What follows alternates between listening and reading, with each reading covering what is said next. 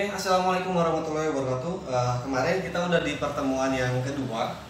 Jadi ada beberapa yang masih bingung di bidikan.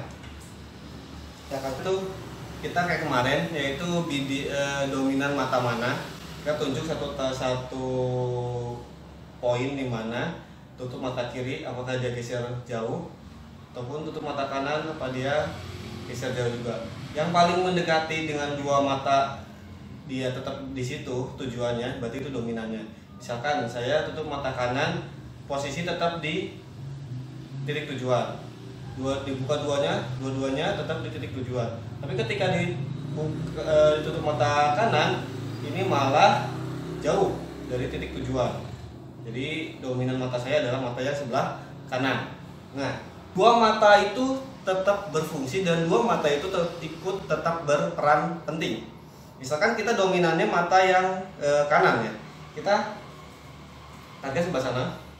Kita tetap melihat dulu dari awal ujung poin besi lurus dengan target yang kita pilih. Tarik. Setelah sampai sini, kita luruskan lagi menggunakan mata kiri. Lepas. Tuh. Walaupun yang dominan mata kiri, maka akan sama. Luruskan tujuannya menggunakan lebih dominan mata kiri kalian ke arah target, terus bidik ataupun luruskan si arrow ini, shaft kayu ini menggunakan mata yang sebelah kanan. Jadi tetap hampir sama.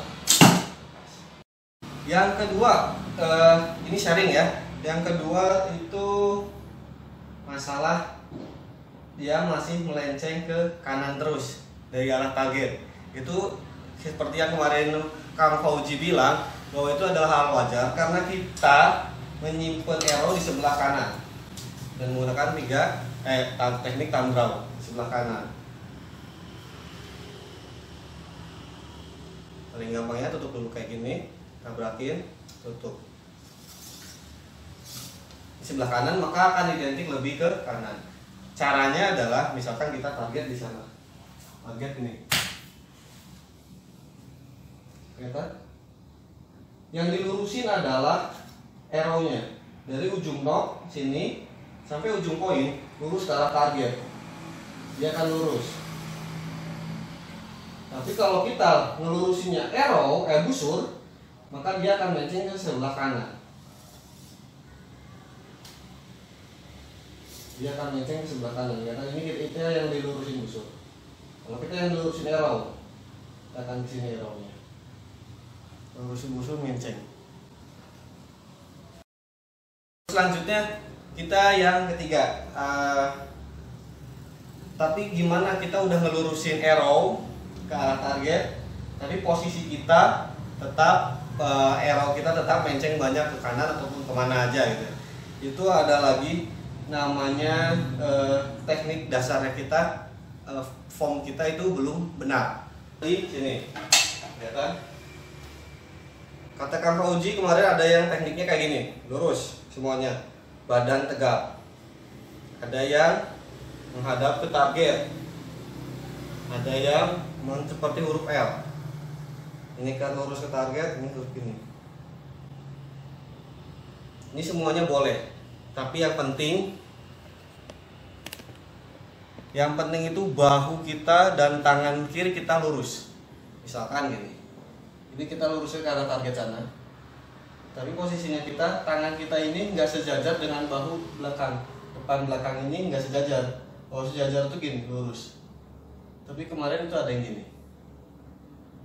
Nah, dia ngelurusin ke arah sasaran, tapi dia nggak lurus. Dia tetap akan melenceng.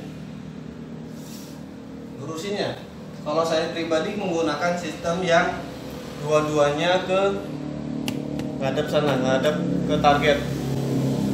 Gini, jadi kita pakai gunakan yang versi orang-orang standar bow.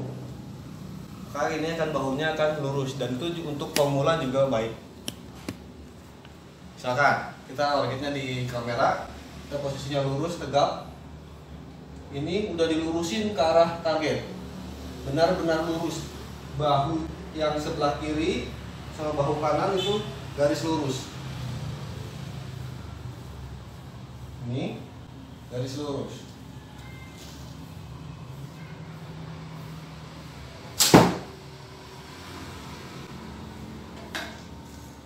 Jadi jangan misalkan ini nih, terus agak kita nariknya tapi agak menceng.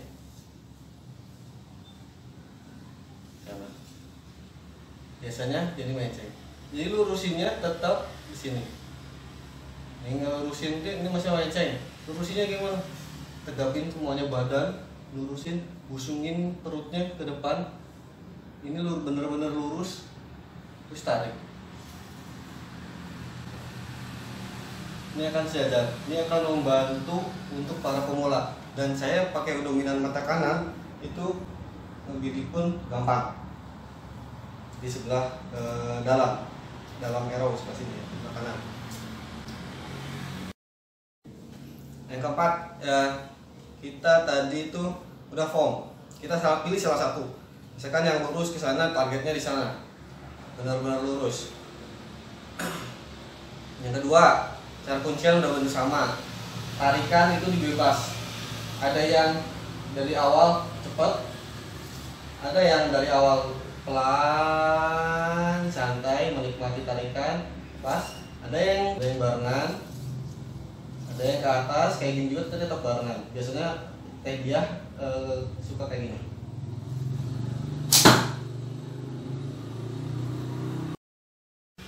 Arrow 1, arrow 2, arrow 3 dan selanjutnya itu biasanya kita tidak konsisten. Nah, itu permasalahannya di arrow bisa jadi. Dan form kita, teknik dasarnya berdiri, megang genggaman, kuncian, tarikan dan pelepasannya. Dari kemarin bilang Kang Fauji, itu letaknya di paling, ini tangan kiri, nyimpen handle tuh di sini, di yang terakhir, antara batas dan batas akhir dan yang kedua ini, ya kita tengah-tengahnya sini. Nih, tutup. Itu akan jauh dan jarang kecepret. Dah, kita berbicara semuanya form benar. Berdiri, genggaman, tarikan, pelepasan. Sekarang kita akan bilang dari ancor. Yang saya dapatkan dari teman dan dari guru juga, itu gini. Untuk jarak-jarak dekat dari 1 sampai 25 itu biasanya tetap di dekat mata. Di pipi, yang tulang pipi sini. Itu kan lebih kena, ketarik. Posisi panahan misalkan target ada di sejajar dengan badan, kita tetap kayak gini. Ketika ada targetnya turun ke bawah, yang semua ikut adalah semuanya. Sama mata, sama kepala, ke kiri, kanan, itu tetap sama. Jangan cuman arrow-nya doang di bawah, matanya diam, itu enggak. Tapi harus tetap sejajar di mata, yang diturunin barengan seluruh badan. Ini tangan, kuncian sama kepala itu ngikutin target. Target ada di bawah, kita bawahin. Target ada di atas, ngatasin. Ikut semuanya barengan dengan posisi yang tetap. Nah, ketika udah sampai di situ, ini ancor kita atau anchor kita itu tetap di situ tuh, tetap di situ terus untuk memperbaiki lesutan-lesutan selanjutnya. Misalkan kayak tadi kita udah latihan di sini, ada yang ngeliat masih jauh karena takut. Ini itu akan berbeda. Posisikan kita tetap stabil, tetap stay di teknik dasar yang kita pilih. Kita udah kuncinya benar, ini genggamannya udah di situ, terus berdirinya udah ini, tetap di situ terus sampai menemukan ritme yang tepat. Nanti kita tarik, tetap di sini, tetap di pipi, simpan di pipi. Tapi di pipi bukan disimpan di dekat, bukan arrow-nya yang tempelin, tapi kuku kita apa ini jempol kita yang bagian sini ini yang ditempelin di pipi, jadi gini. Jadi agak jauh di arrow-nya. Kalau arrow sini yakinlah lecet pipinya ya. Tarik. Lepas. Terus yang tadi kemarin Kang Fauzi bilang, ngincernya yang paling dasar adalah kita ngarahin adalah tangan kiri. Paling dasar. Dari sini. Kita dari awal, kita dominan mata kanan. Dari awal kita agak dibengkokin. Kelihatan sini, bengkokin sini dikit. Ngeliatin mata kiri kita. Mata kanan kita dominan. Tarik, sejajarkan, harus dia diam. Tangan kiri tetap harus diam. Ketika tangan kiri kita nggak kuat, masih istilahnya tremor gini, getar-getar, itu pasti akan kacau juga. Jadi ketika latihan pakai gunakan yang busur-busur ringan, busur anak kayak gini. Tarik. Kita kena kuning. Enggak, kita ngincar kuning tapi kenanya merah. Ubah.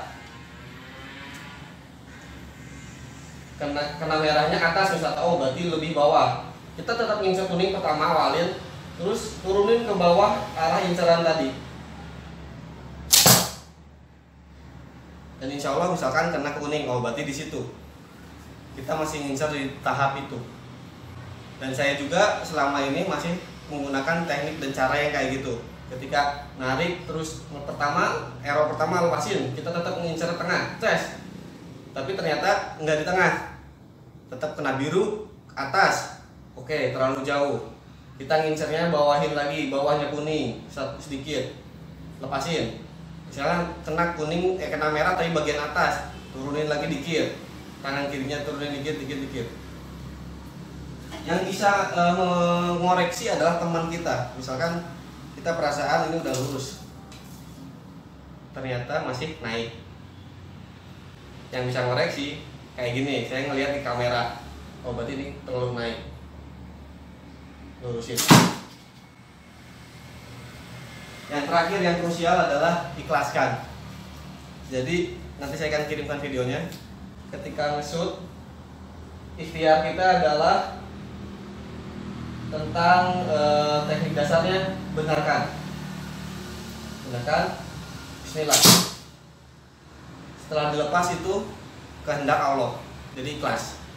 Jadi ketika kena pun alhamdulillah, ketika tidak kena sasaran pun itu kita tidak terlalu kecewa. Jadi ketika kita latihan harus penuh sabar, latihan terus sering karena busur horsebow ataupun tradisional kayak gini untuk ngeker persis kena tengah kuning itu sangat susah.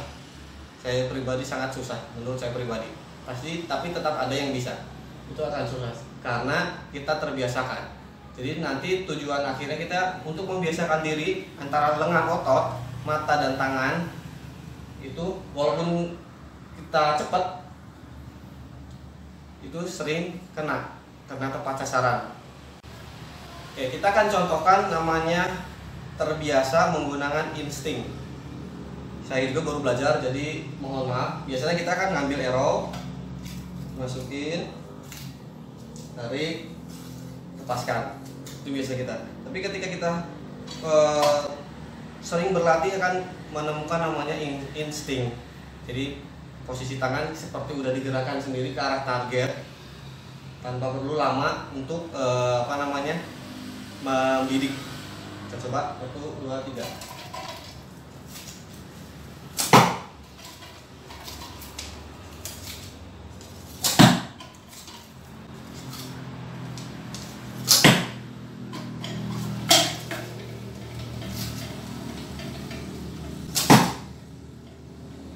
Itu cepat, namanya fast shooting.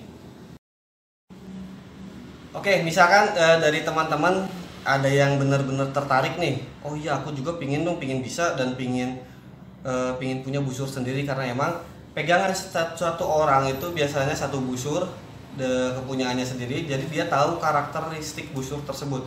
karena setiap busur akan beda karakteristiknya. Nah, kita sebagai di MAC menyarankan sih untuk sementara latihan kita yang ada di MAC aja, di klub, di komunitas, karena belum menyarankan untuk membeli busur. Kenapa? Karena sekarang kita latihan yang ringan, ini busur untuk anak. Ketika kita udah bisa, nanti kita gunakan busur yang lebih berat. Kalau yang di MAC itu ada yang warna pink dan ada yang warna hijau. Itu yang saya dan yang istri. Itu besar LBS-nya sekitar 35 ke atas. 30, yang kuning itu 32, yang kuning, yang pink 32, dan yang hijau itu kalau nggak salah 35-38 LBS, ditarikan 20 inch. Dari ujung sini ke kuping saya itu 27 inch. Nah, sarannya sih jangan dulu beli. Kalau misalkan pingin banget beli, bisa kontak kita, Japri, misalkan searching nih di online, aku ada linknya, coba kasihkan ke grup ataupun Japri ke nomor yang Teh Dia, itu nanti insya Allah kita akan jawab. Takutnya gini, karena di online itu banyak yang kualitasnya bagus, tapi juga banyak yang kualitasnya jelek. Jadi jangan sampai salah beli. Jadi kalau misalkan konsultasi, boleh ke kita, Kang ini bagus nggak busur ini? Kirimin linknya, ini nanti misalkan, oh ya ini lumayan bagus, boleh dibeli. Apalagi ya, beli offline juga kita ada di MAC sendiri, di tim Bandung ada juga Boyer yang pembikinnya. Terus saya juga ngejual. Jadi jangan malu untuk konsultasi, tapi jangan asal beli dulu. Takutnya nanti malah nggak kepake, kasihan. Ketika udah latihannya menggunakan busur anak, terus beli juga sebesar ataupun kekuatannya busur anak, nanti 3-4 bulan kemudian itu busur nggak bisa dipakai lagi karena kita udah kuat, nariknya udah kuat, udah nggak gemeter, udah sampai. Itu udah kita udah biasanya kita naik LBS. Dan saya pribadi dipakai yang hijau itu di 35 LBS, itu udah cukup. Cukup sekian video kali ini, semoga bermanfaat. Ditunggu pertemuan ketiganya, semoga pada tetap istiqomah ngabuburit time. Dan saya pribadi sekarang masih jam 5, kita ngabuburit di rumah sendiri. Oke. Wassalamualaikum warahmatullahi wabarakatuh.